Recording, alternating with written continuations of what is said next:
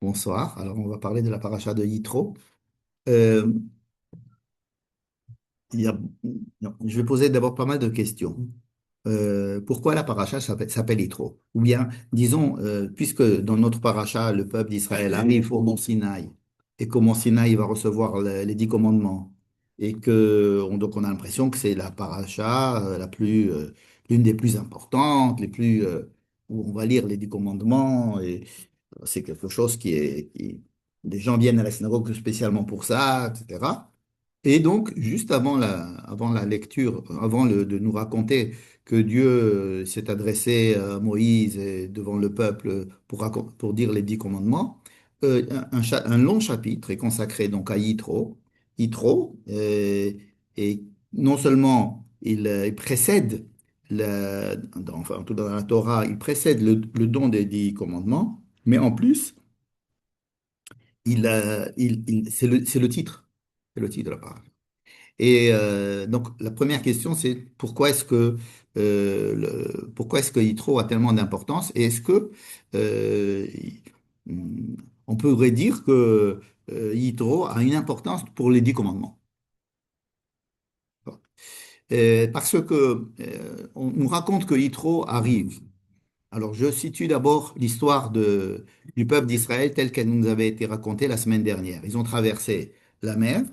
Et ils ont fait un certain chemin, ils sont arrivés à Rephidim. Rephidim, c'est un endroit où ils ont demandé de l'eau et Moïse est monté sur le mont Sinaï. Et dans le mont Sinaï, il a frappé un rocher du mont Sinaï où est sortie de l'eau suffisamment pour faire former un fleuve et qui allait donc du mont Sinaï jusqu'à Rephidim, qui devait se trouver peut-être à une journée de là, probablement à une journée de là. Et une deuxième chose qui nous est racontée, c'est que à ce moment-là, Amalek, qui est un peuple des environs, d'ailleurs qui n'est pas très loin du peuple de Yitro, hein, les Midianites et les Amalékites, sont assez proches et géographiquement et sur le plan de la culture. En tous les cas, c'est ce que nous enseigne la Bible, parce qu'à chaque fois qu'on parle de Amalek, pratiquement tout le temps, on nous parle de Amalek et des Midianites. Et quand Bilham, par exemple, décrit ce qui va se passer aux peuples environnements, il parle de Amalek, il parle de Yitro et du Kéni, et donc des Midianites.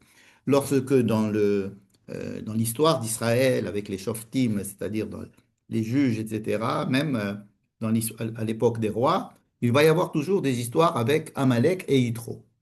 Donc ce sont deux peuples qui sont côte à côte. Donc il y a Amalek qui arrive. Amalek est un peuple qui n'aime pas Israël, on va dire ça, qui n'aime pas Israël et qui voit sa présence ou son existence d'un très mauvais œil et qui veut tout faire pour détruire Israël. Où c'est qu'ils arrivent, Amalek? Ils arrivent justement dans cet endroit de Rephidim, là où ils avaient demandé l'eau et là où est arrivée. Mais Moïse se trouve toujours aux alentours du mont Sinaï, à une journée de Rephidim. Il est là-bas avec quelques personnes qui l'accompagnent, hein. Aaron, Hur, il y a peut-être quelques Ékénim qui sont avec lui. Il y a Josué. Et alors il lui dit à Josué, va faire la guerre contre Amalek demain.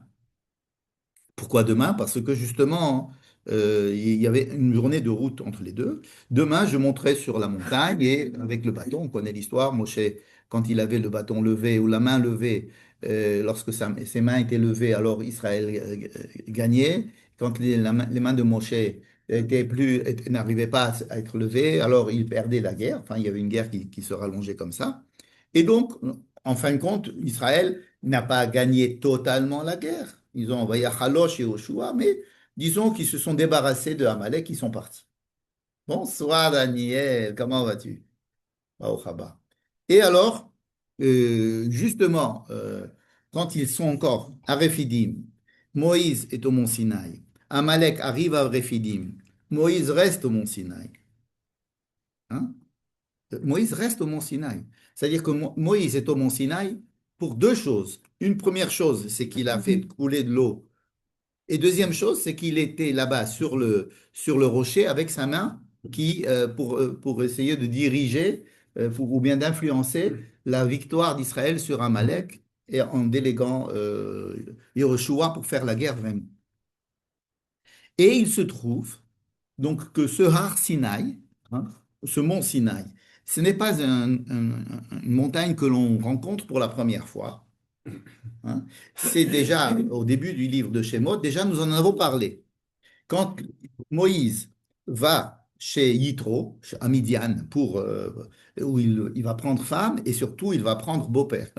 C'est-à-dire que Yitro va le recevoir et Yitro n'est pas n'importe qui, c'est Kohen Midian.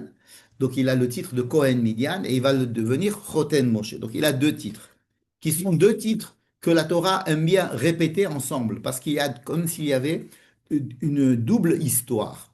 C'est-à-dire que Yitro est prêtre de Midian. Alors, est-ce qu'il est encore prêtre de Midian ou pas? Il y a un fameux Midrash qui dit que justement Yitro se posait des questions à propos de l'idolâtrie et il avait voulu démissionner de son poste de chef idolâtre de Midian et il commençait déjà un petit peu à se rapprocher du monothéisme. Enfin, il se posait des questions. Ce qui fait que lorsque Moïse arrive chez lui, ils ont, euh, ils ont probablement des discussions intenses où Yitro prend Moïse, un peu perdu dans son identité égyptienne et hébreu, il ne sait pas où. Et donc, il a avec son beau-père une relation assez intéressante sur le plan philosophique, sur le plan théologique probablement. Et ils échangent et ils restent là-bas pas mal de temps, n'est-ce pas? Et cette période où il va rester chez Yitro, Yitro va lui donner son troupeau, il va donner sa fille, donc il va vraiment l'adopter. Bon. Et là, on entend parler d'une montagne qui s'appelle la montagne de Dieu, Har Elohim. Alors, entre Yitro et l'Égypte, il y a une montagne qui s'appelle la montagne de Dieu. Elle est plus proche de Midian que de l'Égypte. Mais cette montagne qui s'appelle Har Ha-Elohim, la montagne du Dieu, on ne sait pas pourquoi elle s'appelle la montagne de Dieu, alors que Dieu n'est pas encore apparu à Moïse. Moïse est allé là-bas pour faire perdre son troupeau et il se trouve sur cette montagne-là. D'accord. Et sur cette montagne qui s'appelle la montagne de Dieu, c'est là qu'il va rencontrer Dieu et qu'il y aura l'histoire du buisson ardent. D'accord? Est-ce que Moïse savait que cette montagne s'appelait la montagne de Dieu, puisqu'on nous dit qu'il est allé à la montagne de Dieu? Et probablement, il y avait une connaissance préalable, en tous les cas chez Yitro, probablement, que c'était la montagne de Dieu. Bon. Et il y avait donc peut-être quelque chose qui se passait là-bas. Pourquoi est-ce qu'il y avait cette histoire comme quoi, et qui précédait justement cette apparition de Dieu dans la montagne de Dieu? Bon, au Sinaï. Bon.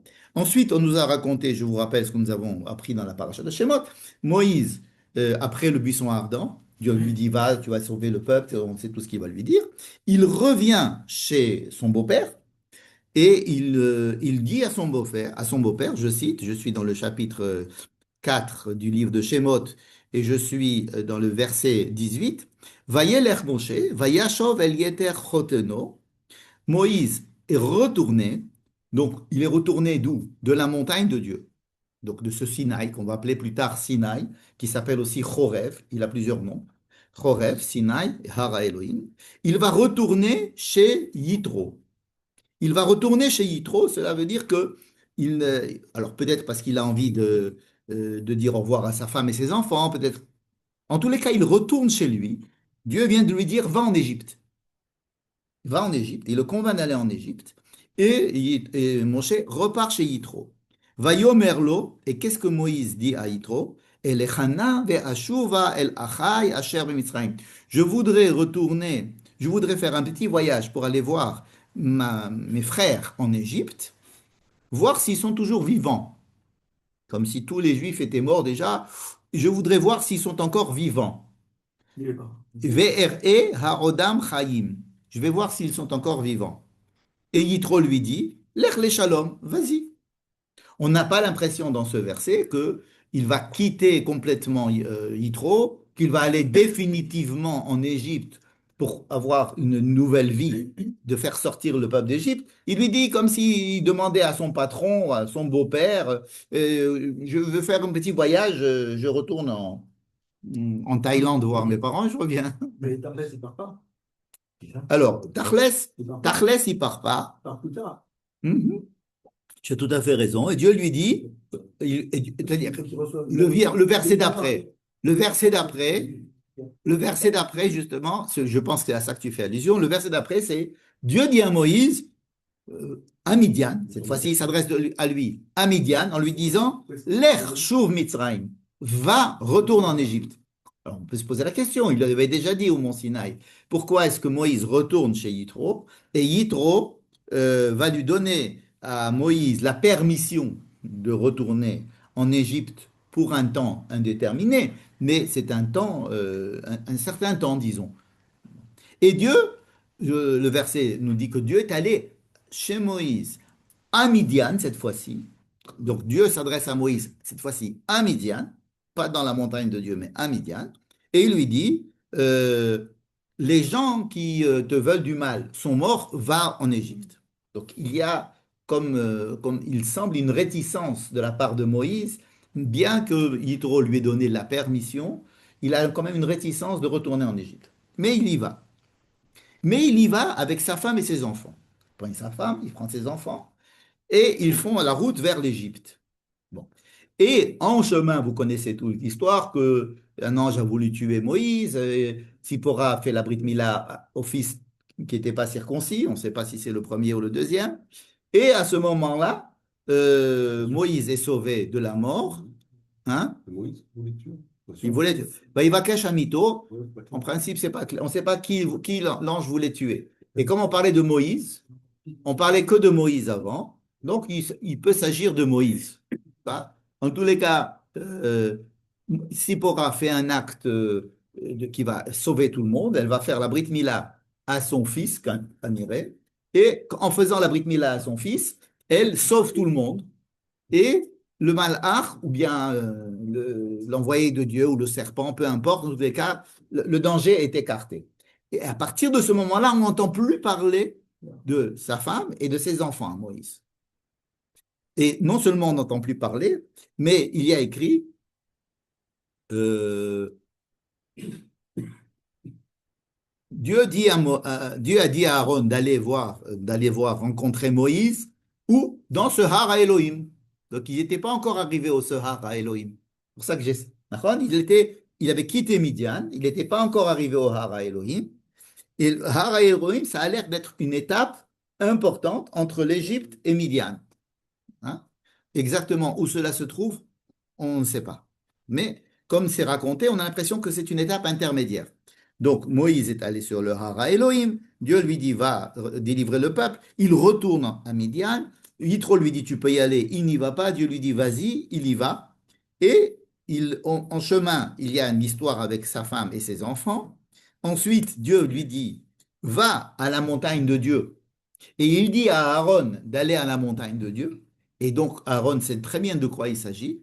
Aaron n'a pas besoin d'un GPS, il sait très bien de quoi il s'agit. C'est que la montagne de Dieu était censée être connue de tous. Et donc, et Aaron n'a pas de problème non plus de quitter l'Égypte. Aaron ne quitte pas l'Égypte.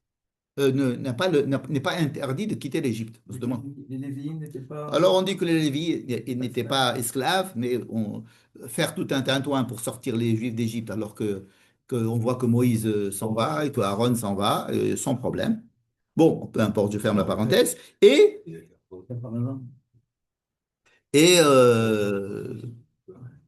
voyez l'air Moshe ve Aaron. Donc Moshe et Aaron vont. Mais il n'y a pas écrit que Moshe et sa femme et ses enfants vont. D'accord? וירמנו ויאמר השם אל אהרון ויגד משה לאהרון לכל דברי השם אשר שלחו השם וילך ויפגשהו בהר האלוהים וישק לו. Il y a une rencontre entre Moïse et Aaron sur la montagne de Dieu, mais on n'entend plus parler de Tzipora et de ses enfants. On n'entend plus parler. Alors, il me semble que c'est le Rabbi Abraham Ibn Ezra qui propose que voyant que on va aller faire sortir les Juifs d'Égypte, c'est pas la peine d'en amener de nouveaux. Et puis de savoir ce qui va se passer là-bas, c'est pas pour les enfants, c'est pas pour les femmes et les enfants. Donc, il est possible qu'il lui ait dit de retourner à Midian. Mais on n'entend plus parler de sa femme et de ses enfants. Tout cela pour nous remettre dans le contexte de notre paracha. Yitro, donc, a laissé partir Moïse pour faire une petite escapade en Égypte, n'est-ce pas? Et il n'est toujours pas revenu. Et il est possible qu'il ait récupéré la femme et les enfants de Moïse après cet épisode. Donc, Yitro se retrouve avec une femme et des enfants sans Moïse. Pour un beau-père, c'est pas sympathique de savoir que son gendre a quitté sa femme et ses enfants et qu'il est parti faire une harpatka, hein, en dehors en dehors du pays euh, sans savoir exactement ce qu'il fait. Donc, on a une histoire qui est celle de Yitro, beau-père de Moïse, qui apprend que le peuple est à côté de la montagne de Dieu. En tous les cas, que Moïse y est, même si le peuple est encore à un jour de marche, toujours dans cet endroit qu'on appelle Rephidim, il est possible que Yitro vienne alors que Moïse est encore dans le Har à Elohim, il vient d'avoir frappé le rocher, l'eau est allée jusqu'à Rephidim, donc ils ont eu de l'eau. Ensuite, il y a eu sur ce rocher, il a levé les mains pour qu'on puisse gagner la guerre contre Amalek. Et là, Yitro arrive chez lui avec sa femme et ses enfants. Et il lui dit, voilà, je t'ai amené ta femme et tes enfants. C'est une histoire qui pourrait être uniquement racontée comme une histoire familiale. C'est-à-dire, le beau-père voit que son gendre s'est séparé de sa fille et de ses enfants, il lui ramène sa fille et ses enfants. Il dit, ah ben tiens, t'es revenu dans la région, je te ramène ta femme et tes enfants. Moïse a dit la même chose en fait à Yitro et à Paro. Et Yitro, il lui a dit, je vais juste faire un petit tour, je vais voir comment ils vont et je reviens. C'est ce qu'il disait à Paro aussi tout le temps. Il disait, on veut juste partir 3 jours et on revient. Ah oui, mais ça c'était dit par Dieu, c'est-à-dire que Dieu lui Oui, a dit de faire cette jusqu'à la fin. Il dit, de faire et jusqu'à la fin, il pensait, il disait jusqu'à la fin, il qu'il était devait question qu'il sortir, parte puis pour 3 jours. normalement, ils reviennent au bout de trois Il n'a jours. jamais été question qu'il quitte l'Égypte définitivement. Effectivement. Parce qu'on en a parlé, il me Et semble, la semaine dernière, non? On en a parlé la semaine dernière en disant qu'il y a deux manières d'expliquer la chose. Une première manière, c'est de dire qu'ils ont décidé ce qu'ils devaient faire au bout de 3 jours en quittant l'Égypte. Hein, ils devaient quitter 3 jours pour s'éloigner de l'Égypte et faire un certain sacrifice à Dieu, n'est-ce pas? En fin de compte, ce sacrifice va avoir lieu en Égypte même. C'est le sacrifice pascal, c'est-à-dire que le Corban Pessah pour être protégé de la plaie des premiers-nés. Donc on peut dire que voilà, le programme était qu'ils s'éloignent pour pouvoir faire ce sacrifice, mais ils ont fait le sacrifice en fin de compte en Égypte parce qu'ils avaient moins peur qu'on les lapide. C'était la raison. Moïse disait, si on fait ça ici, parce que Paro lui a dit, ben, vous avez qu'à sacrifier votre truc ici, pourquoi vous voulez partir 3 jours? Il dit, parce que si on fait ça devant les Égyptiens, ils vont nous lapider. D'accord. Donc là, ils n'ont pas peur qu'on les lapide et ils reçoivent l'ordre de le faire et ils le font au vu et au su de tous les Égyptiens. C'est une explication de se dire, bon, ils avaient voulu partir 3 jours pour faire ce corban. En fin de compte, ils le font ici. Donc, il n'y a plus de raison de sortir. Il n'y a plus de raison de partir. Et c'est Pharaon qui leur dit, allez, partez d'ici, je ne veux plus vous voir. Et les Égyptiens qui les renvoient. D'accord. Bon, ça, on a vu. Deuxième explication qu'on avait proposée aussi la semaine dernière, c'était que Dieu dit, je vais donner au peuple d'Israël les conditions qui puissent sortir de leur plein gré d'Égypte. Je ne veux pas les faire sortir de force, mais ils ne peuvent pas sortir. Donc ce que je vais faire, c'est que je vais ouvrir les portes des prisons égyptiennes et je vais leur donner la possibilité de décider eux-mêmes ce qu'ils vont faire. Donc ils vont sortir d'Égypte, renvoyés par les Égyptiens. Ils vont passer la mer 7 jours après et ils vont voir l'Égypte mort. Et donc là, ils sont sûrs que l'Égypte ne va pas venir les rechercher. Donc ils sont physiquement libérés d'Égypte. Physiquement libérés d'Égypte et mentalement libérés d'Égypte. Vayar Israël et Mitzrayim met al Sefatayam. De là-bas, ils vont marcher 3 jours. Et c'est ces fameux 3 jours dont vous avez posé la question, pourquoi il lui dit de partir 3 jours? Donc on est 3 jours. Au bout de 3 jours, ils vont prendre la parole, ils vont dire, on aimerait bien, on voudrait boire. Alors il dit, bon, si vous voulez boire, il n'y a pas de problème, on va vous donner à boire. Mais ils n'ont pas dit, on veut retourner en Israël, en En Égypte. Égypte. Et donc, c'était déjà une marque de la part d'Israël de participer au projet de façon libre, à peu près libre. Ça ne veut pas dire qu'après, ils vont pas regretter et vouloir revenir. Mais ça, ils ont déjà décidé, et puis après, ils peuvent. C'est comme si vous êtes dans un magasin et puis vous prenez 3 heures pour décider qu'est-ce que vous allez acheter comme vêtement. Et puis une fois que vous avez décidé, oui, c'est sûr, vous le prenez, vous payez, etc. Puis rentrez à la maison, on dit non, non, je voudrais le rechanger encore une fois. Mais l'achat a été fait. L'achat a été fait, on est rentré à la maison, on avait le paquet, etc. Donc il y aura toujours cette idée qu'il faut retourner en Égypte, cette tentation. C'était pour expliquer simplement les 3 jours parce que vous avez demandé. Je reviens à mon histoire de Yitro. Pour Yitro, il y a une première ligne directrice, c'est Yitro et le beau-père de Moïse. Il vient le voir à l'endroit où il sait qu'il se trouve, pas loin de chez Midian, pour lui ramener sa femme et ses enfants. C'est tout. Il y a une autre histoire qui se greffe dessus. Et il est intéressant d'après de voir pourquoi ces histoires se greffent l'une sur l'autre. Donc ça, j'appellerais, ça c'est le côté familial. Qu'est-ce que va faire Yitro? Il va prendre la femme de Moïse, Sipora, ses 2 enfants, et il va les amener à Moïse.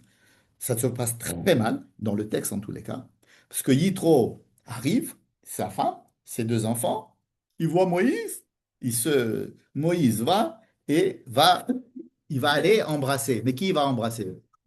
Yitro et pas sa femme et ses enfants. Et on ne va pas savoir ce qu'il fait avec sa femme et ses enfants. Et il prend quelqu'un de tout ce groupe et ils vont dans la tente. Qui c'est qu'il va prendre pour aller dans la tente? Yitro. Il ne va pas prendre sa femme pour aller dans la tente, il ne va pas prendre ses enfants, il ne va pas les soulever en les embrassant, hein. Ça n'a rien à voir avec la rencontre entre Yosef et Yaakov, par exemple. Ils s'embrassent et qui pleurent, etc. Ou bien Yosef et Binyamin, n'est-ce pas? Là, il y a pas.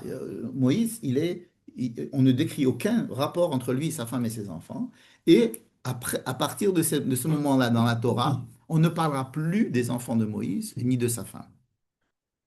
Une seule fois peut-être, Myriam reprochera à Moïse justement ce rapport bizarre avec sa femme ou une autre femme, mais c'est tout. C'est vraiment en allusion et on ne sait pas exactement de quoi il s'agit. Donc, Moïse, même quand on va dire voici les enfants d'eux, on va dire les enfants de tout le monde, même d'Aaron, etc. Et voici les enfants de Moïse, rien. Donc, ce côté familial, ici, il est très frustrant parce qu'il se finit pas très bien. Donc, ça, j'appellerais ça le plan familial. On va appeler Yitro Choten Moshe. Il vient parce que pour refermer le truc qui était resté vacant depuis l'histoire de Shemot. N'est-ce pas? Je m'en vais, je reviens, etc. Hop. Maintenant, il y a une deuxième histoire. C'est que il est écrit dans la paracha que la raison de la venue de Yitro, ce n'est pas le fait qu'il amène sa femme et ses enfants, mais c'est une autre histoire. C'est que Yitro a entendu tout ce que Dieu a fait à Moïse et à Israël.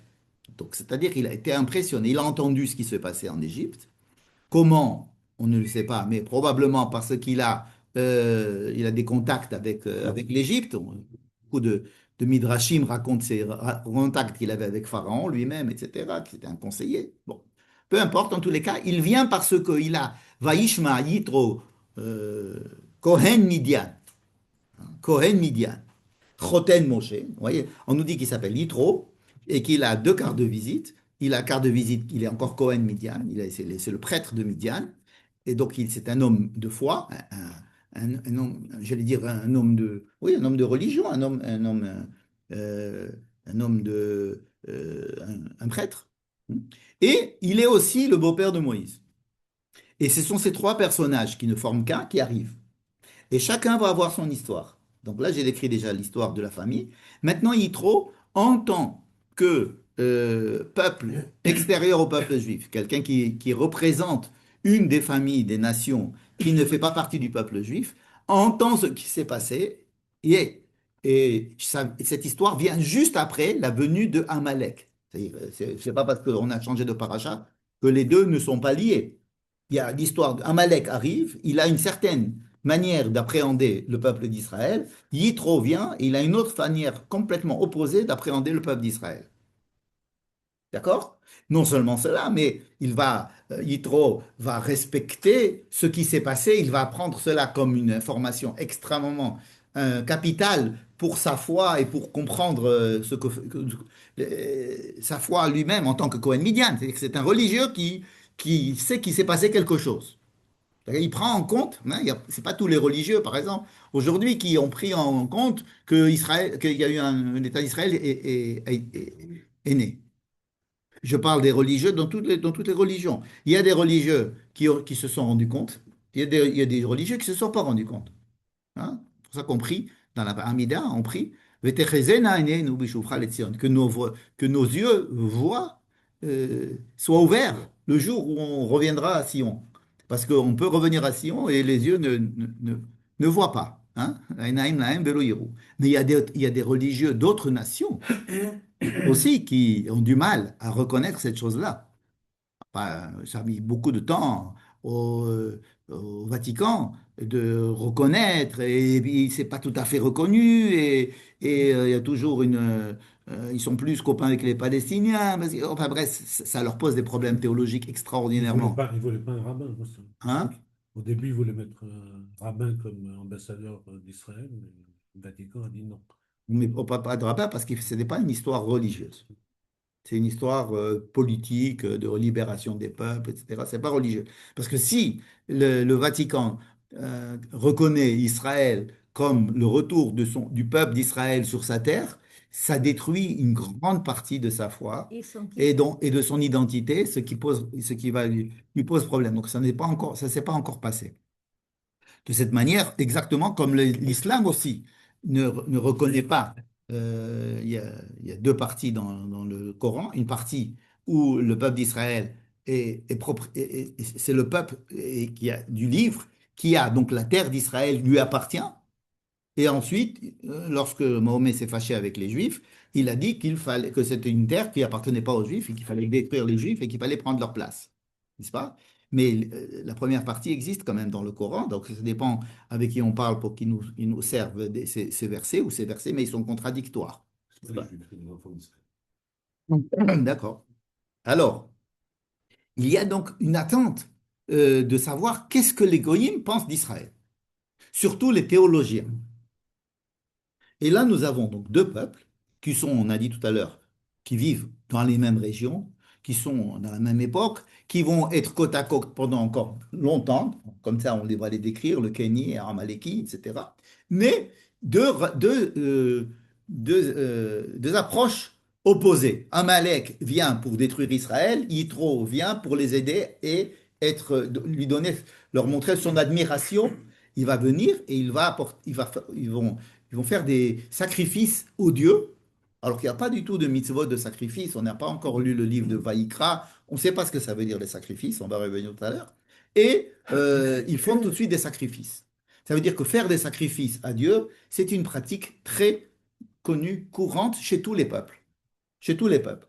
En fait, Israël, comme on va le voir tout à l'heure, va adopter cette activité-là, ce rituel, ce culte qui est adopté chez tout le monde, mais en le cachérisant, disons, en le rendant un peu juif.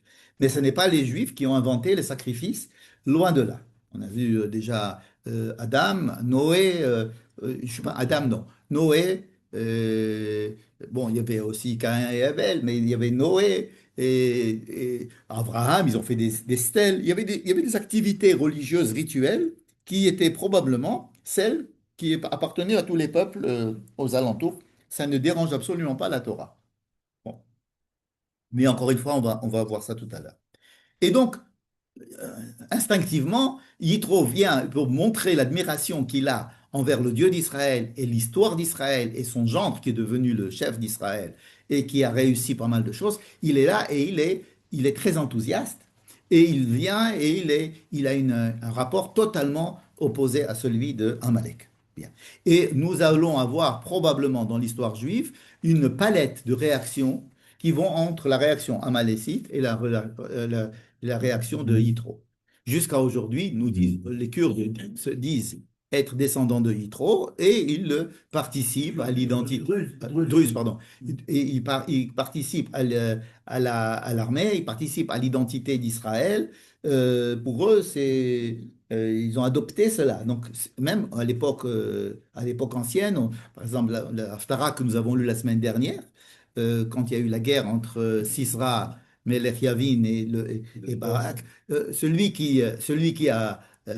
qui a sauvé l'histoire, enfin, la héroïne, il y a elle qui, en fin de compte, va tuer Sisra, mais il y a elle, elle fait partie de la famille de Yitro, les Shereber Akeni.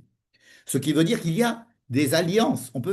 On a toujours l'impression que le peuple d'Israël est décrit comme un peuple qui va vivre seul, sans alliance, avec tout le monde le haït. Et là, nous avons deux peuples qui sont évidemment du part et d'autre du spectre des possibilités. Veut à tout prix détruire Israël et l'autre vient l'aider et peut-être même participer peut-être à son histoire. Est-ce que Yitro va rester longtemps avec le peuple d'Israël? Est-ce qu'ils vont aller en Israël? Non. À un moment donné, ils disent, bon, mais on va retrouver quand même ce peuple de temps en temps aux côtés d'Israël ou contre Israël. Par exemple, il va y avoir le peuple de Moab qui va s'allier au peuple de Midian, donc le peuple de Yitro, pour attaquer Israël à un moment donné. Vous savez, vous connaissez juste avant d'entrer en Israël. Donc il y a des rapports un petit peu conflictuels aussi avec Yitro. Mais on nous montre en tous les cas ici qu'il y a des peuples qui peuvent tout à fait rentrer, adopter une certaine amitié et même un certain respect pour ce que Israël représente. Et donc, il est important déjà de juxtaposer la fin de la paracha précédente, Amalek, et le début de notre paracha, c'est Yitro. Donc ça, c'est la deuxième histoire. On avait parlé, la première histoire, c'est familial, la deuxième histoire, c'est théologique, j'allais dire. Théologique, culturelle. Et maintenant, il va y avoir donc une troisième intervention de Yitro. C'est que Yitro va dire à Moïse, euh, euh, il va lui enseigner quelque chose, il va lui donner un conseil, disons, et Moïse va l'adopter. Ce conseil, c'est le suivant. Moïse, tu ne peux pas être le représentant de Dieu vis-à-vis de chaque juif. Il faut créer une hiérarchie, une pyramide de jugement ou de transmission de la parole de Dieu, de telle manière que tu ne t'occuperas que des problèmes que les autres n'ont pas réussi à résoudre. Donc, tu vas nommer des gens qui sont responsables de 10 familles, et ensuite, si ils arrivent à résoudre le problème, alors ils iront chez ils n'arrivent pas, ils iront chez les chefs de famille de 50 familles, sinon des chefs de 100 familles, sinon de 1000 familles. Et quand vraiment ils arriveront chez toi, c'est-à-dire qu'ils créent une pyramide et Moïse accepte tout à fait cette chose-là. Il faut ouvrir ici, on est obligé d'ouvrir une parenthèse pour dire à quel moment Yitro est venu. Jusqu'à présent, on a lu le texte comme si le texte était chronologique. Mais il y a des difficultés à lire cela comme ça. Par exemple, pour Rachi. Rachi rapporte le représentant de gens qui disent non, non, Yitro est venu bien après le don de la Torah. Sur quoi il s'appuie, étant donné que c'est raconté avant le don de la Torah, il s'appuie sur le fait que Moïse est là toute la journée à enseigner les paroles de Dieu et à leur donner les consignes, les mitzvot et les dinim, alors ils n'en ont pas. Dieu n'a pas parlé, il n'y a pas encore de Mishpatim. Il y a peut-être quelques petites roukim qu'ils ont reçus à Mara, mais dire que c'est la parole de Dieu, non, c'est le jugement de Moïse peut-être. Mais alors, dire que c'est la parole de Dieu qui est transmise à pas Moïse et qui va être transmise par la pyramide que veut construire Yitro, probablement c'est après le don de la Torah. Étant donné qu'après le don de la Torah, on est bombardé de toutes sortes de choses, de paroles, il y a Dieu qui s'adresse au peuple, etc. Donc Yitro est probablement a fait cette proposition. Alors peut-être qu'il est venu avant, mais en tous les cas, cette proposition, il l'a faite après. D'accord? Ça, c'est l'avis de Rachi. Et on comprend très bien que cela repose sur une logique. n'est-ce pas? Mais alors, cela pose le problème. Alors, dans ce cas-là, pourquoi la Torah le raconte avant? Pourquoi le raconte avant? Et Ramban, par exemple, dit non, non, ça c'est pas. Il faut prendre la Torah au pied de la lettre ou sur le plan chronologique. Si c'est écrit comme ça, c'est que c'est passé comme ça. Mais alors la question reste, pourquoi, celle que j'ai posée au départ, pourquoi nous parler de Yitro avant le don de la Torah? S'il est venu après, pas de problème. Mais s'il est venu, si on raconte cela avant, c'est qu'il y a un intérêt. Et pour ça, on a donné le nom de la paracha du don de la Torah à Yitro. Là, je vais vous proposer une idée assez révolutionnaire. Enfin, j'espère qu'elle va vous paraître révolutionnaire, du Rav Tamir Granot qu'il avait fait il y a une dizaine d'années. Et voici sa proposition. Il dit, si Yitro n'était pas venu, on n'aurait pas eu la Torah. On n'aurait pas eu les 10 commandements. Donc pour lui, il est venu avant. Il est venu avant. Et l'intervention de Yitro, c'est ce qui a provoqué le don de la Torah, les 10 commandements. Si Yitro n'était pas venu, on n'aurait pas eu les 10 commandements, on n'aurait pas eu les Mishpatim, on n'aurait pas eu toutes les lois que nous avons. Alors, Il était en train de faire vous êtes d'accord que c'est assez surprenant comme hypothèse. Mais on va en quelques instants essayer de voir de quoi il s'agit. En fait, il y a deux idées qui s'opposent. L'idée, on va appeler ça l'idée de Moïse, et l'idée d'Yitro. Qu'est-ce que faisait Moïse? Moïse était l'intermédiaire entre Dieu et chaque juif. Hein, c'est comme ça que c'est écrit, qu'il y avait une queue énorme. Chacun venait chez Moïse, il dit, voilà, j'ai ce problème, qu'est-ce que je fais? Il lui dit, Dieu dit ça, fais ça. Un petit peu comme la cour des rabbis aujourd'hui, ou des kabbalistes, où il y a beaucoup de rabbis comme ça qui ont depuis tôt le matin une salle d'attente énorme avec une grande queue, et les gens viennent pour leur poser des questions. Pour juger disons, qu'est-ce que je fais? Voilà, on m'a proposé de déménager à Jérusalem, et moi j'habite à Tzfat, et j'ai mes amis à Tzfat, mais à Jérusalem je gagnerai plus d'argent, qu'est-ce que je dois faire? Est-ce que je dois aller à Jérusalem ou je dois rester à Tzfat ou bien est-ce que je dois, on m'a dit de me marier avec un tel ou qu'est-ce que tu penses que je dois faire, etc. Ce sont des questions que les hommes, les personnes se posent et ils ont vraiment besoin, ils attendent que quelqu'un leur dise quoi faire. En tous les cas, si c'est Dieu, hein, c'est encore mieux. Et si c'est Moïse, eh ben c'est pas mal non plus. Donc ils font la queue. Quel est le principe?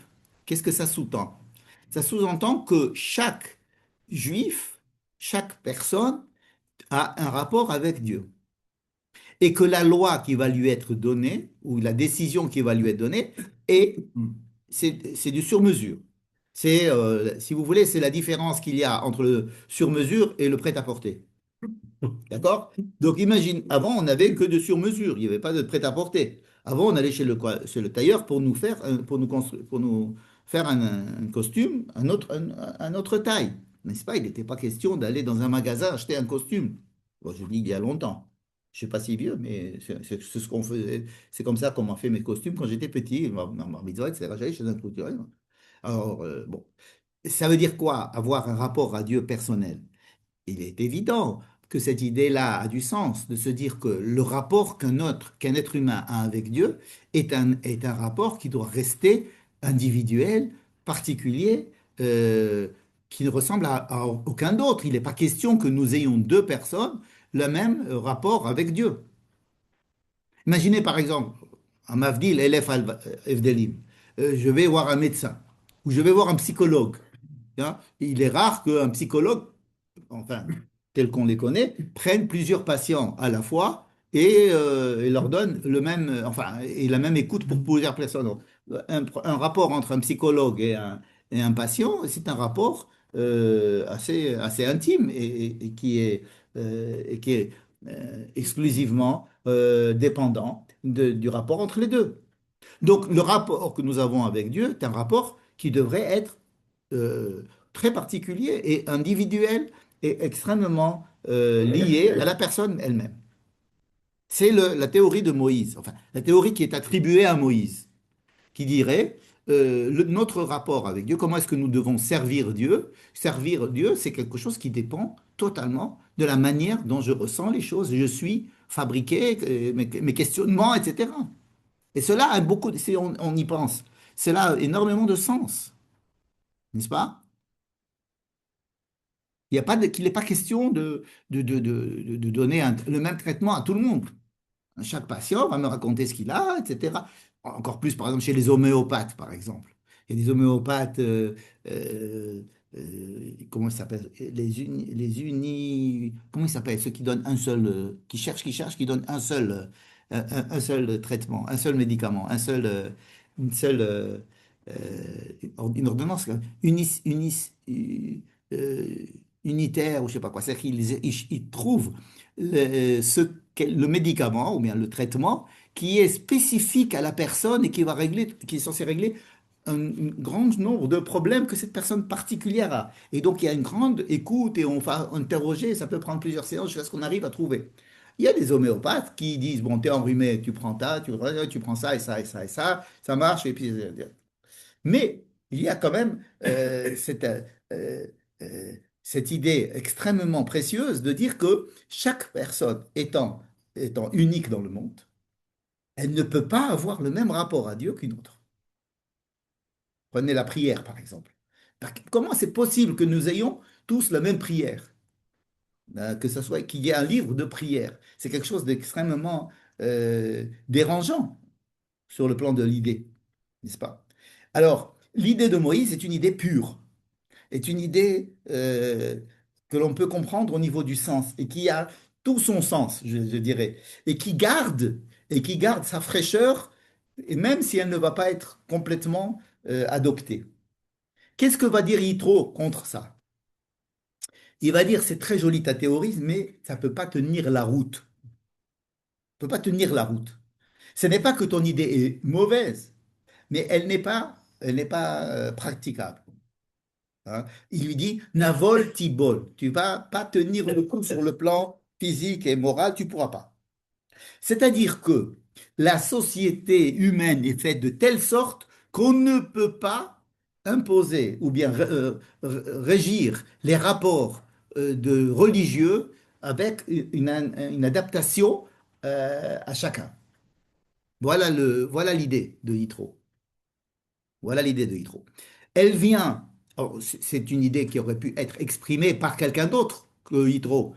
Moïse aurait pu avoir aussi cette idée. C'est pas un enfant de 10 ans peut voir Moïse et lui dire, attends, mais délègue. Arrête de vouloir tout faire toi, il faut déléguer. Ou bien créer une hiérarchie, etc. Tu peux pas tout faire toi-même, n'est-ce pas? C'est pas la peine d'avoir une paracha entière pour comprendre cette chose-là. D'ailleurs, dans le livre de Devarim, cette histoire va être rapportée sans l'intervention de Yitro et en disant que c'est une histoire entre le peuple et Moïse et que Moïse a eu cette idée. Et que le peuple et Moïse se sont mis d'accord pour pouvoir instaurer cette idée. Il n'y a pas écrit du tout là-bas que c'est Yitro qui l'a donné cette idée. Donc cela veut dire qu'on n'a pas besoin de Yitro a priori pour donner cette idée. Alors pourquoi c'est Yitro qui la donne? Parce que il est important que la Torah nous enseigne que si on arrive à faire une loi, à donner une loi et à donner des lois et des enseignements qui sont valables pour tout le monde, donc ce n'est pas du tout, c'est pas du tout la même idée. C'est quelque chose de tout à fait différent de ce qu'on avait pensé à la base. Un rapport à Dieu, ça doit être un rapport totalement individuel. Pitom Nitro vient dire, c'est pas possible. Si c'est pas possible, comment est-ce qu'on va instruire ces chefs de 10, de 50, de 100 et de 1000? Il va falloir donner une loi, il va falloir faire des écoles, il va falloir faire des établissements toraniques pour que les gens connaissent la loi, faire des écoles de justice, et donc les gens vont apprendre la loi. Aujourd'hui, on imprime les lois dans un livre et tout le monde les lit, ou bien on les enseigne, mais donc à l'époque, il fallait créer, c'est le principe même de créer une loi pour tout le monde. C'est ça le problème. Alors, on fait parler Yitro, parce que Yitro est un spécialiste de la chose religieuse. Il a une expérience de la chose religieuse. Il sait, il est Cohen Midian. C'est le beau-père. Alors que le beau-père vis-à-vis de son gendre, il a toujours plus d'expérience. Il va lui expliquer la vie. Donc, le rapport avec le religieux, c'est pas religieux. Le jugement. Non, je ne pense pas qu'il s'agit simplement de jugement. Le problème, c'est de la loi en général. La loi qui va régir la société d'Israël n'est pas simplement une loi civile, d'ordre civil.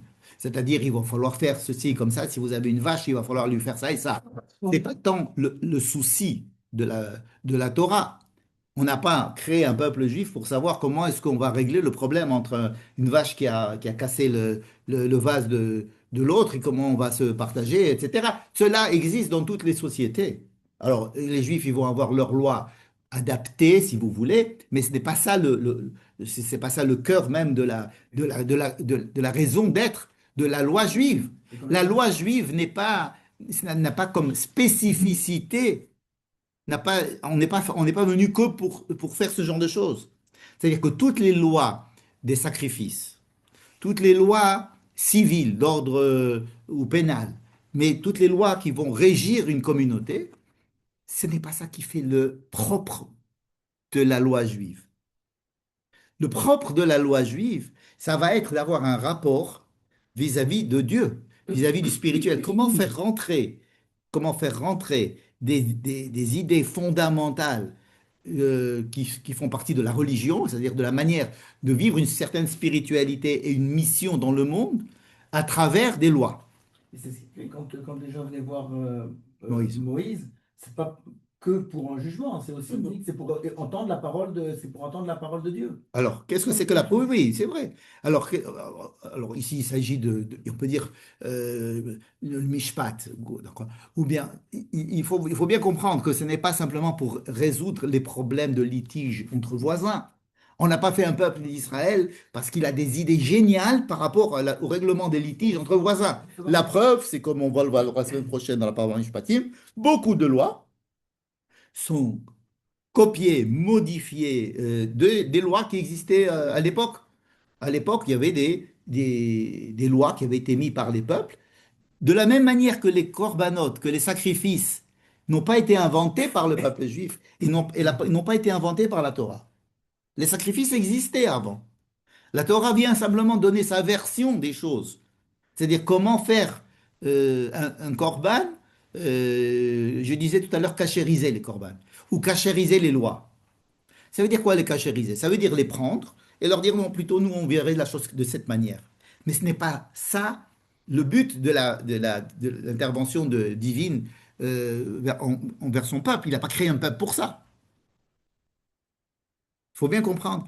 Les 10 commandements, je vais mettre les pieds dans le plat. Dans les 10 commandements, il manque quelque chose.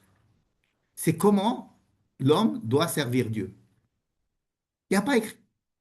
On s'est dit, ben, Dieu va me parler. Alors qu'est-ce qu'il va dire? Il dit, ne fais pas ça, ne fais pas ça, ne fais pas ça, ne fais pas ça. Même quand il donne un truc pour Shabbat, c'est ne fais pas, ne travaille pas Shabbat. C'est que des trucs, ne fais pas. Il y a un aspect caché dans le commandement de ne pas euh, invoquer le nom de Oui, Dieu en vain. oui, bien sûr. Alors, c'est dire qu'il faut respecter les règles. Oui, bien sûr. Mais on peut trouver dans les 10 commandements les 613 mitzvot, beaucoup de grands, Rav Sadia Gaon, il a fait ça. Enfin, il y a beaucoup de grands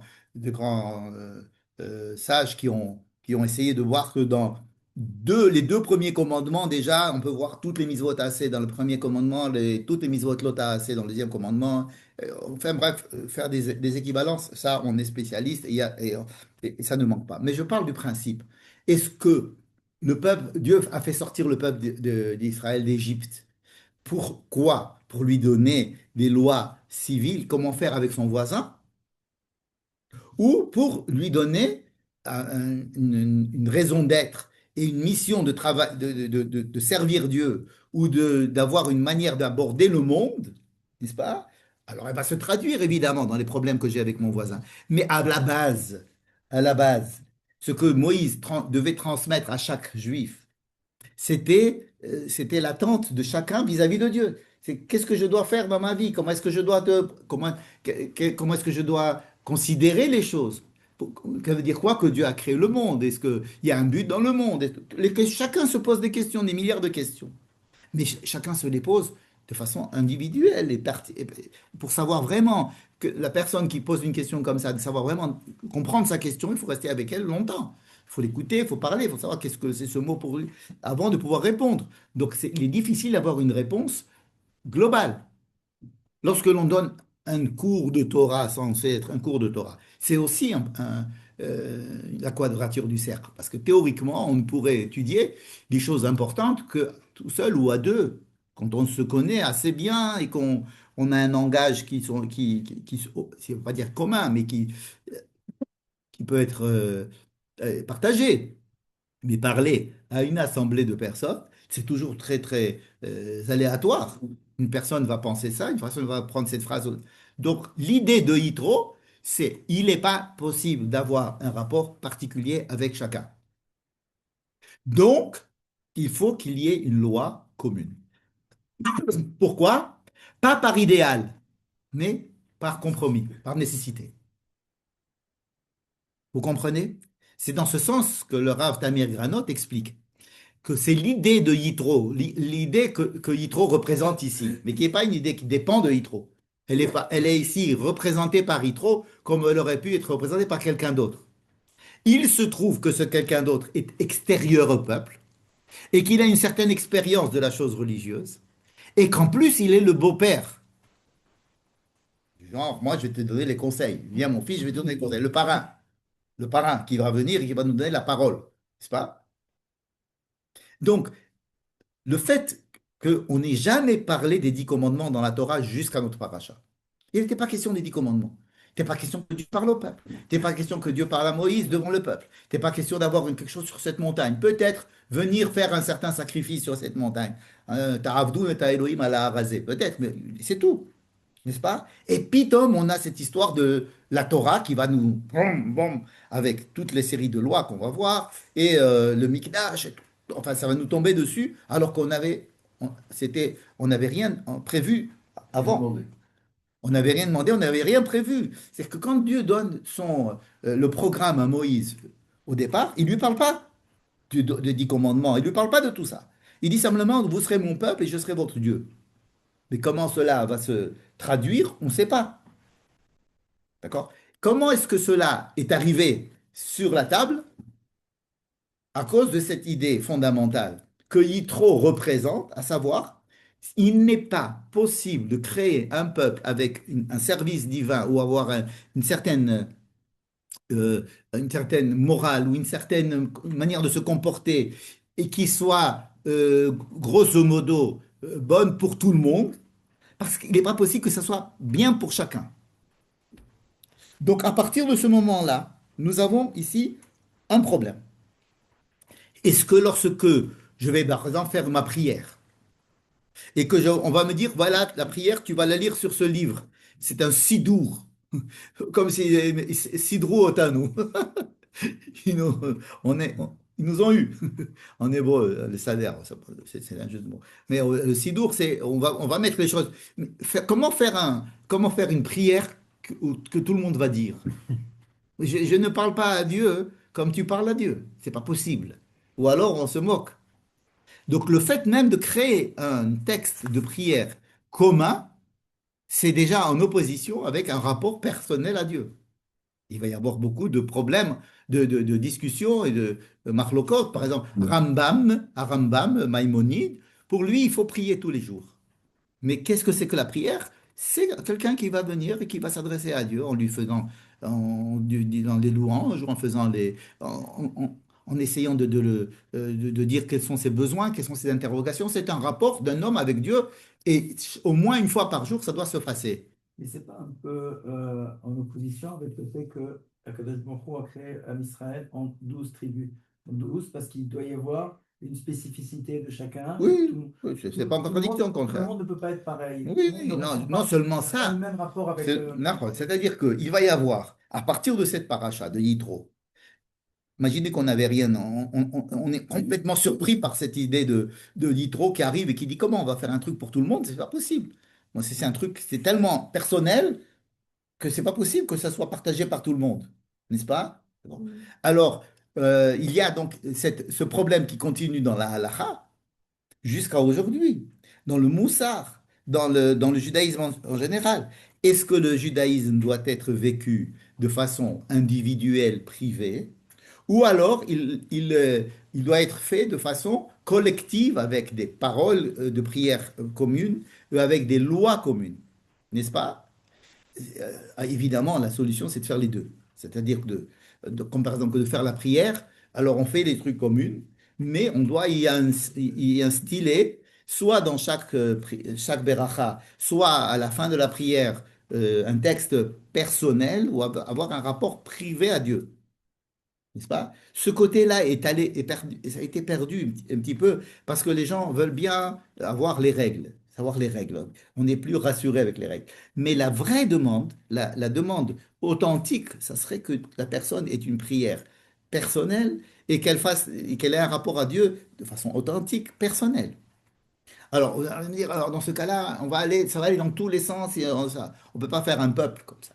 D'accord? Donc, on a, si vous voulez, ce mitsui, ce ratsui et ce matsui, c'est-à-dire que ce qui est souhaitable, ce qui est théoriquement, hein, mais nous avons l'obligation de faire quelque chose qui soit quand même. Et donc, Yitro, c'est ce monsieur qui vient de l'extérieur, qui est un ami, qui a été impressionné par la sortie d'Égypte. C'est très important.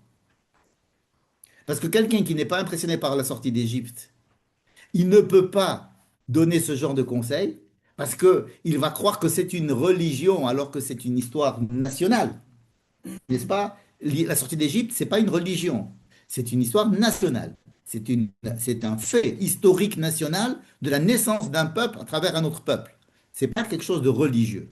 Donc, il est important que quelqu'un soit impressionné par le côté national du fait juif, c'est-à-dire de la création de ce peuple, pour pouvoir dire sur cette création nationale d'un peuple, on se doit s'accompagner aussi des lois communes qui devraient traduire ce qui de façon commune pourrait permettre à chacun de pouvoir développer une personnalité à l'intérieur. Et donc, quand le Rav Tamir Granot dit, s'il n'y avait pas eu Yitro, il n'y aurait pas eu la Torah, j'espère que ça commence un petit peu à être un peu plus compréhensible. C'est pas à cause de Yitro, c'est l'idée même que Yitro véhicule qui est à l'origine du don de la loi. Parce que la loi est pour tout le monde. Et cette loi, elle a pour but d'essayer de donner à chacun un cadre dans lequel il est souhaitable qu'il développe une relation avec Dieu particulière. Et donc, nous avons l'idée de Moïse et l'idée de Yitro qui doivent en faire une seule. À savoir, oui, la loi, mais savoir que c'est quand même, à cause du fait que nous sommes un peuple et qu'il est impossible d'avoir un rapport particulier pour tout le monde, alors nous sommes obligés d'avoir une loi. Donc c'est le fondement même de la loi, et même une loi qui est censée traduire une morale ou une spiritualité commune, ou un but commun, qui est né à partir d'une naissance nationale. Je vous rappelle que le peuple d'Israël n'a pas été fabriqué par le don de la Torah. Le don de la Torah vient ici après qu'il soit sorti d'Égypte. C'est-à-dire ce qui a fait le peuple d'Israël, c'est l'idée nationale. C'est l'idée d'un peuple. C'est d'un peuple qui a une histoire et qui a un trajet et qui va avoir euh, un Dieu, c'est-à-dire une vision et d'avoir une raison d'être, n'est-ce pas, qui doit être traduite par des lois qui vont être données dans la paracha, bien qu'on prenne en considération que toute loi elle est un petit peu fausse par rapport au message qui doit être personnel. C'est-à-dire un message personnel entre l'homme et son Dieu. Entre la participation de chaque juif au peuple d'Israël aussi. C'est-à-dire qu'il ne devrait pas y avoir deux participations qui soient identiques, sinon cela annule la raison d'être de chacun.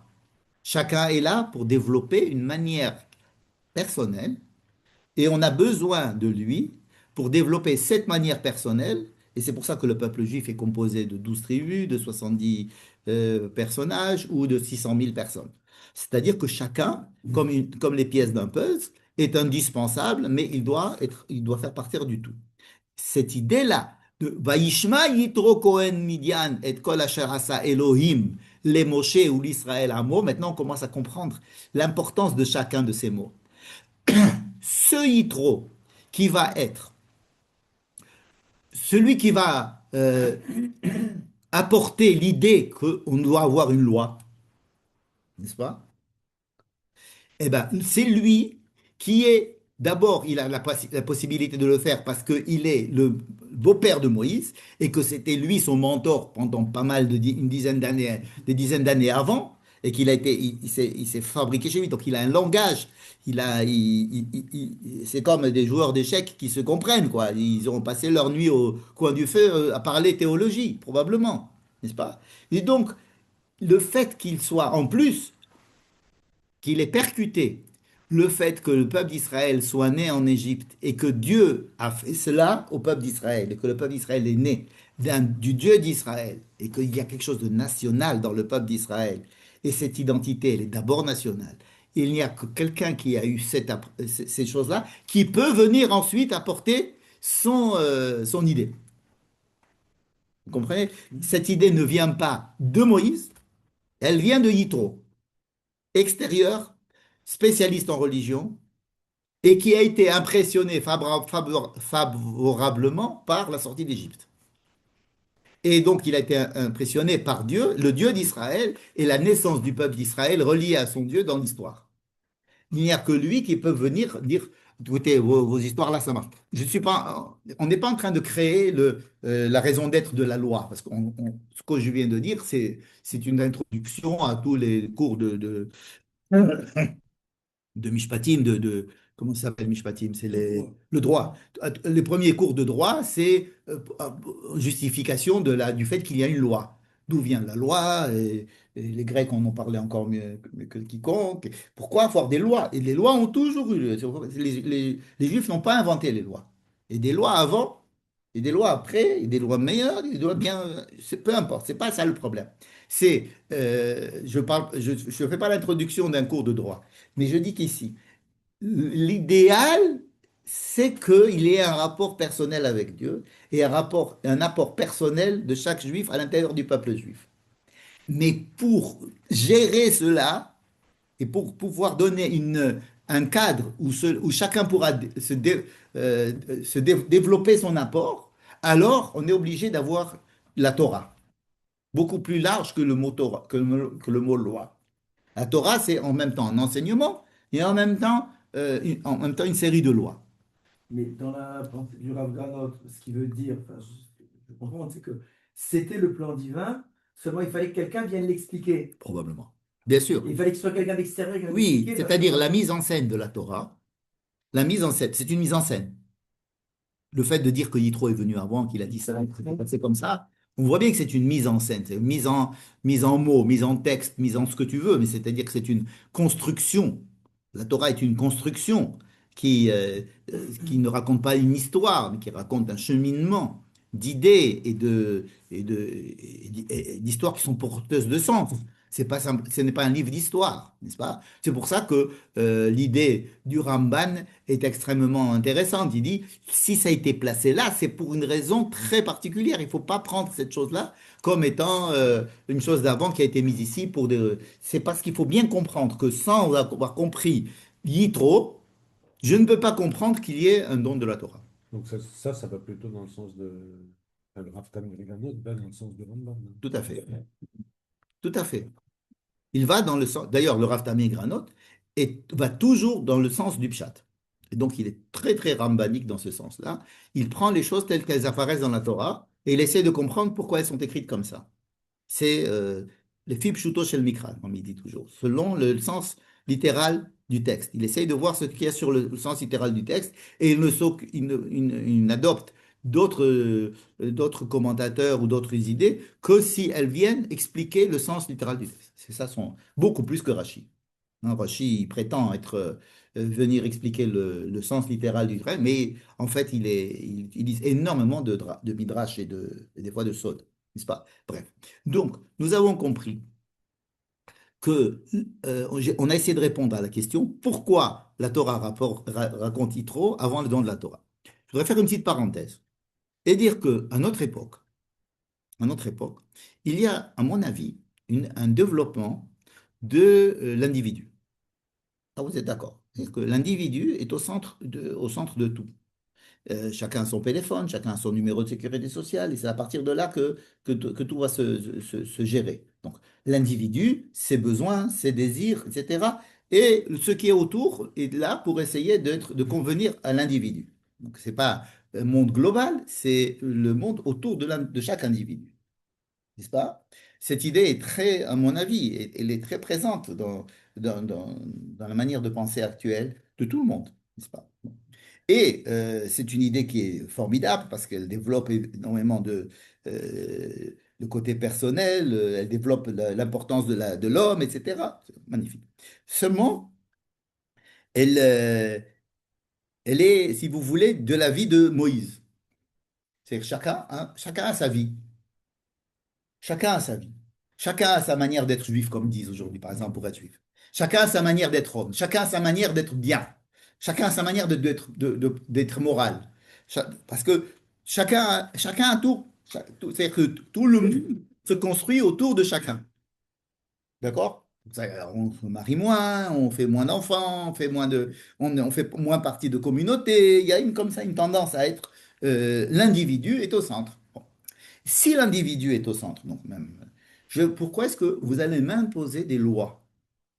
Je comprends les lois qui vont empêcher un accident de voiture. C'est qu'on est obligé d'avoir le feu rouge, parce que sinon on va se tamponner. Donc je comprends cette loi-là. C'est une loi utilitaire pour régir la société. Ces lois-là, d'accord. Hein, ma liberté s'arrête, ouais, tout ça, d'accord. Oui, je Ok. comprends. Mais tout ce qui va avoir rapport avec le- la signification de la vie, le sens de la vie, ce qu'on traduit en religion, le rapport à Dieu. C'est-à-dire moi, comment est-ce que j'appréhende mon rapport à Kadosh Baruch Hu? Comment est-ce que j'appréhende mon appartenance au peuple d'Israël? N'est-ce pas? Qui demande automatiquement une vision un peu plus large que simplement l'individu. Je fais partie d'une histoire, d'un peuple, de quelque chose qui est plus grand que moi. N'est-ce pas? Alors, des gens qui vont se dire, OK, non, non, moi, je continue à vivre ma religion. Alors, ce sera ma religion, mais comme j'ai envie, aux États-Unis, etc. Le fait de vouloir, par exemple, d'être prêt à venir en Israël, habiter Israël, et donner sa vie, la vie de ses enfants, et de subir la pression qu'il peut y avoir, et de participer à ça, c'est quelque chose qui va à l'encontre, a priori, de cette idée répandue de l'individualisme, n'est-ce pas? Bon. Donc, il y a même des religieux qui vont en faire les lois, mais tout en considérant que c'est leur religion, c'est leur monde. Donc, si je considère la religion comme un monde en moi, donc c'est ma religion, comme on dit en France, chacun fait sa religion dans sa maison, mais dans l'espace public, c'est laïque, n'est-ce pas? C'est-à-dire que ça correspond pas mal à cette idée.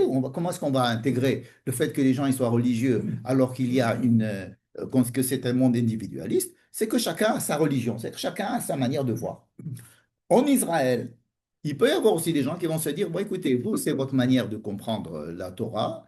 Moi, je respecte les 10 commandements de moi de ma manière. Moi, je ne vole pas, je ne triche pas, etc. Donc, on va reprendre, chacun reprend ses vies, comme si chacun reprend ses vies, chacun se refait son monde religieux à lui. Et donc, on va dire, moi, je suis israélien, je vais faire l'armée, mais je n'essaie pas de m'imposer ta halakha à toi. Ah, c'est-à-dire qu'on revient un petit peu à l'idée première de Moïse, si on veut voir le beau côté le côté plein du verre. On revient à cette idée idéale où chacun devrait avoir un rapport à Dieu, n'est-ce pas? Simplement, il faut bien comprendre l'intérêt de l'idée de Yitro, celle qui a prévalu et qui fait qu'il y a un Torah. Parce que si on reste comme Moïse, il n'y a pas de Torah. C'est chacun a une relation avec Dieu. C'est comme une histoire, la tentation individualiste qu'il y a aujourd'hui. Mais là, on met en scène Keilou, comme si il y avait Moïse qui était tenant de l'individualisme du rapport à Dieu individualiste, et Yitro tenant de la loi collective, n'est-ce pas? En fait, on sait très bien que c'est le gentil policier et le méchant policier. C'est tout simplement une mise en scène. Évidemment que ce sont deux idées représentées ici dans le texte, mais qui ce sont des idées qui sont caricaturellement décrites comme en opposition, mais on sait très bien que c'est la synthèse des deux qui est importante. C'est Moïse, c'est celui qui a donné la Torah en fin de compte. Et c'est comme ça qu'il va être décrit dans le livre de Devarim. Et c'est pas l'idée de Yitro va être intégrée à l'intérieur du livre de Devarim sans parler de Yitro. Parce que Yitro ne fait que être le vecteur, hein, le représentant, il joue, puisque vous avez parlé de théâtre tout à l'heure, il joue ce rôle, n'est-ce pas? Et encore une fois, il joue ce rôle en tant que beau-père de Moïse, mais surtout de quelqu'un qui a été spécialiste de la question religieuse, et surtout encore plus, Vaishma Yitro, c'est qu'il a intégré et il a été impressionné, pas par la religion juive, mais par la création d'un peuple par Dieu et d'une destinée historique nationale du peuple d'Israël. Et ce n'est qu'en tant que tel, et avec cet a priori fondamental, qu'il peut ensuite dire il faudrait faire des lois, c'est-à-dire faire une hiérarchie avec des lois communes pour tout le monde. Et à l'intérieur de cela, on va avoir une certaine particularité de chacun, n'est-ce pas? Donc il me semble que c'est encore, aujourd'hui on vit encore ce débat entre Moïse et Yitro, dans le sens où on ne veut pas des lois morales pour tout le monde. On veut que chacun respecte la morale telle qu'il le conçoit. Chacun doit vivre sa religion comme il l'entend, comme on dit aujourd'hui, n'est-ce pas? Toi, tu as décidé d'être religieux, moi j'ai décidé d'être laïque, et donc personne n'impose rien à personne. Et c'est une idée qui est très acceptable aujourd'hui. C'est un discours qui est acceptable dans le monde entier et même en Israël. On dit démocratie, cela veut dire que chacun fait son. On Or, a besoin d'un mot bête du Mahamad Arsinaï. oui, c'est pour ça que le problème qui est, à mon ami, mis en évidence par le Rav Tamir Granot dans notre paracha est extrêmement pertinente parce que c'est le problème qu'on se pose aujourd'hui. Pourquoi, Michlal, avoir des lois religieuses qui nous impliquent tous? C'est comme dire, pourquoi avoir un livre de prière où il est écrit la même prière pour tout le monde? N'est-ce pas? Parce qu'il y a évidemment, c'est pas simplement, c'est un compromis, parce qu'il faut savoir que nous faisons partie d'une même histoire, nous avons fait partie, il y a un tronc commun. Il y a un tronc commun. Et dans ce tronc commun, il y a des individus. Mais on ne peut pas dire qu'il n'y a que des individus. Le fait de partenir au peuple d'Israël, le fait d'avoir reçu la Torah, cela nous oblige d'être dans un tronc commun. Et ce tronc commun permet l'épanouissement de ces individus. Mais épanouir ces individus en dehors du tronc commun, c'est une erreur. C'est quelque chose qui ne tient pas la route. Il sort du tronc commun, comme on dit carrette à la fin. Ok. Il y a des obligations qui font qu'on est obligé de rentrer dans le tronc commun.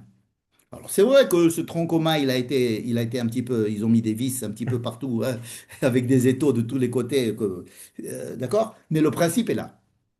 Le principe est là. La prière, à mon avis, elle a été exagérément euh, l'aramis. C'est comme on a un âne et puis on a mis une couverture dessus, puis un vêtement, puis l'autre, et puis après l'autre, il a amené la table de la salle à manger, on l'a mis sur l'âne, on a pris l'armoire à glace, on l'a mis sur l'âne, l'âne, il croule ça devient immangeable, quoi, la prière aujourd'hui.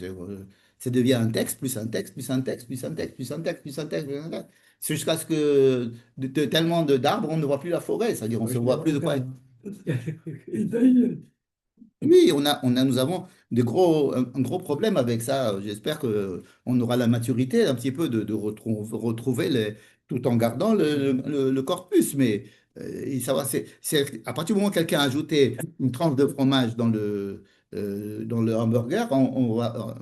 C'est pas cachère. Bon, un fromage vegan Vegan. dans un hamburger cachère, personne ne va enlever cette tranche de fromage de la recette du hamburger. Si quelqu'un dit qu'il faut ajouter un deuxième hamburger, ben maintenant il faut deux hamburgers, personne ne va redescendre.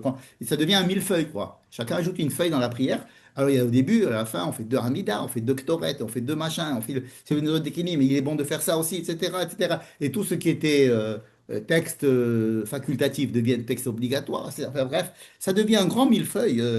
Des fois, il faut faire attention aux indigestions. Mais le principe est un principe qui a été fait, qui a été institué par nos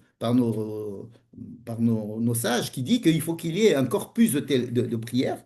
Il est très important qu'il y ait un corpus de prières, mais que dans ce corpus de prières, il faut y mettre du sien.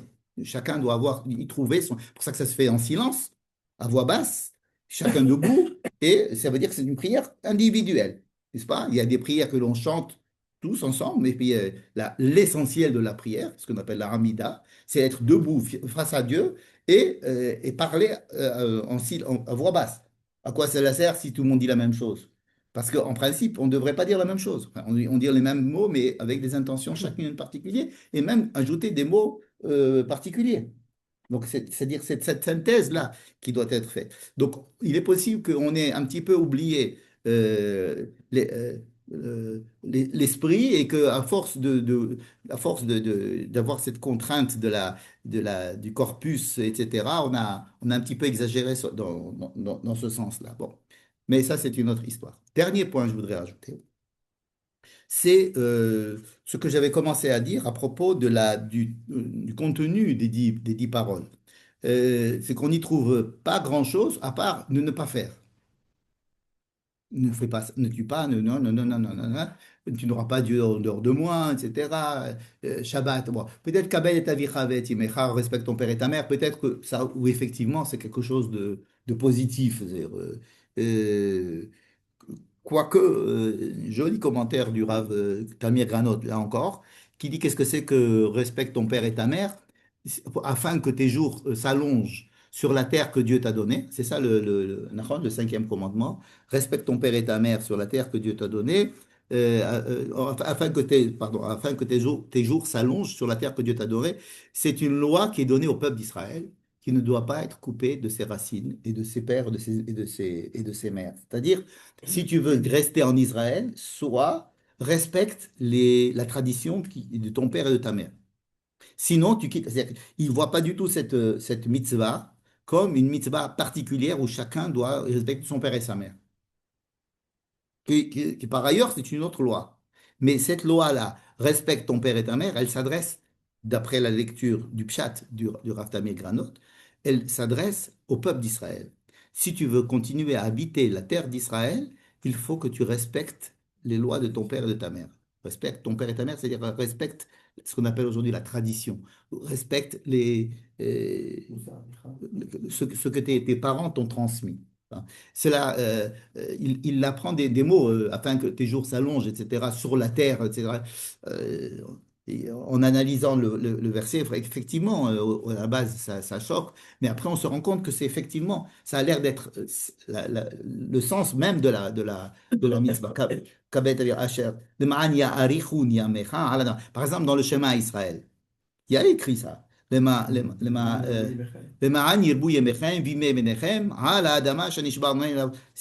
au peuple qu'on s'adresse.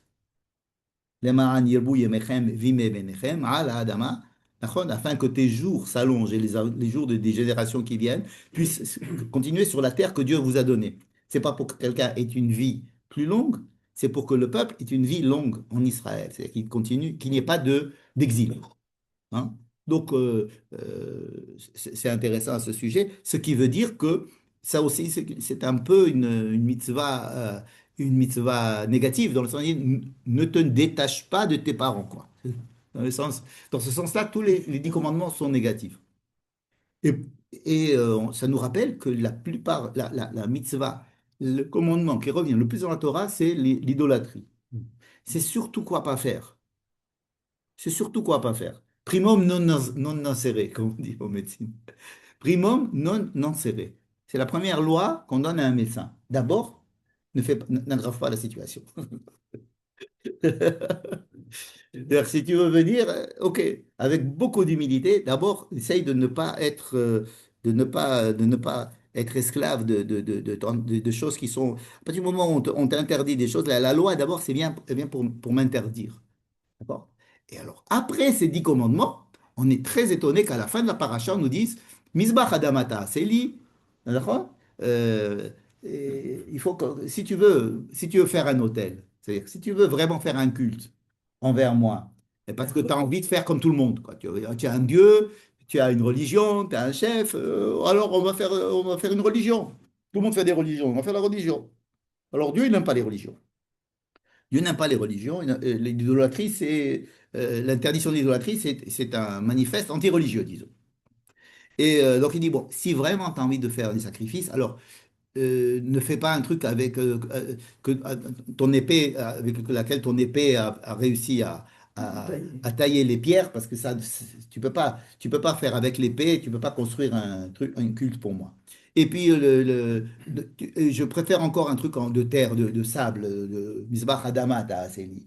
Et puis, je voudrais bien que tu montes avec une pente douce et pas avec des escaliers pour pas montrer que euh, Charlotte Galère Batecha Alab, ça a l'air d'être uniquement une histoire de pudeur, parce que si tu fais des grands pas, tu découvres ta nudité. Mais en fait, c'est pour dire que ne prends pas les choses comme ça. Je suis en train de monter je vais faire un sacrifice, et je monte une escalier à 4 à 4. Non, non, tu montes avec des petits pas pour ne pas montrer ta nudité, pas dire, être toujours conscient de l'humilité que tu dois faire. Si vraiment tu veux faire un culte vis-à-vis de Dieu, euh, et encore là, c'est beaucoup de dire le minimum. Le minimum. C'est tout. Et c'est pour ça que je crois que c'est Jérémie au chapitre 17, me semble, qui va dire, moi, en sortant d'Égypte, je vous ai jamais dit de faire des sacrifices. Ici, ça veut dire que moi, les 10 commandements, il n'y a pas de sacrifice. Ouais, les 10 commandements, ça, on va essayer de primum non non serré. Ne tue pas, n'essaye pas, ne fais pas de mal comme ça. Et ensuite, bon, si tu veux faire un culte, voilà le culte qu'il faut faire. Et là, on rentre dans les histoires des explications de Rambam qui dit que les corbanotes, c'était parce que tout le monde faisait des corbanotes. Alors, on va faire des corbanotes juifs. Parce qu'il faut, n'est-ce pas? Et ça rappelle un petit peu cette idée de Yitro. Chez nous, on fait des corbanotes. Donc, on vient, on fait des corbanotes. Il est venu avec Moïse, ils ont fait des corbanotes. Ils ont fait des sacrifices, ils ont mangé dans la tente, etc. Ils ont fait un méchoui, etc. Bon, c'est comme ça que ça se faisait. Mais encore une fois, ce n'est pas le cœur, ce n'est pas l'essentiel du message, hein. L'essentiel du message, c'est d'avoir une nation, d'avoir un rapport avec Akadosh Baruch Hu, et de respecter le corpus, le tronc commun de ce peuple, parce que c'est un peuple, et avec l'espoir que chacun puisse développer un rapport qui apporte un plus à ce tronc commun, et chacun développe un rapport à Dieu particulier, privé, tout en respectant le tronc commun. Voilà, Alvaï qu'on puisse effectivement respecter cela. Voilà. Merci beaucoup. Avec plaisir, merci à vous. Donc, il disait tout ce qu'on rajoute, les tranches de fromage et tout ça, et que ça Ouais. devient. Ben, je crois,